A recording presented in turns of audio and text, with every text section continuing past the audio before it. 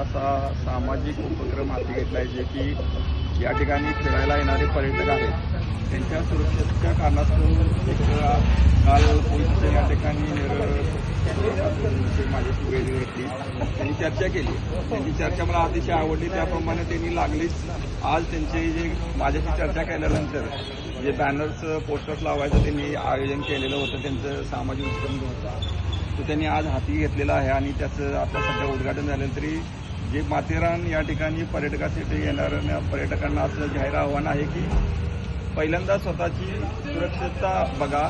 तेव्हाच तुम्ही ज्या ठिकाणी धबधब्यासाठी येता, एन्जॉय करायसाठी येता, तर पहिलं तुम्ही स्वतः सुरक्षित राहा आणि मग एन्जॉय करा. जेणेकरून तुमच्या पाठीमागे तुमचे कुटुंब अवलंबून आहेत, कोणतरी वाट बघते.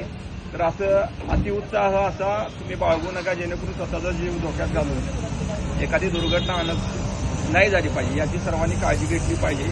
त्याचप्रमाणे जे पर्यटक येत आहेत त्यांनी थोडं नियमाचं पण पालन केलं पाहिजे. सार्वजनिक प्लेसला आपण दारू नाही पिली पाहिजे.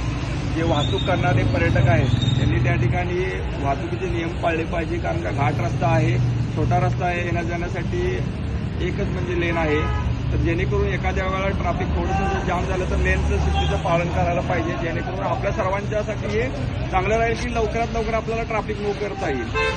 आणि जे पर्यटकासाठी येत आहेत की या ठिकाणी मोबाईल जर तुम्ही गाडीमध्ये डिक्क्यामध्ये जर ठेवले तर चोरीला जाण्याची शक्यता नाकारता येत नाही. तर जेणेकरून आपण जे कोणताही किमती मुद्देमाल गाडीमध्ये किंवा डिक्कीमध्ये ठेवू नका, जेणेकरून चोरीला जाणार नाही. तर मी परत पुन्हा एकदा नेरळ फोटोग्राफर असोसिएशनचं नेरळ पोलीस स्टेशनतर्फे आणि जिल्हा पोलीस आभार व्यक्त करतो आणि असंच त्यांचं कार्य पुढे राहावं असं मी त्यांना शुभेच्छा देतो. धन्यवाद.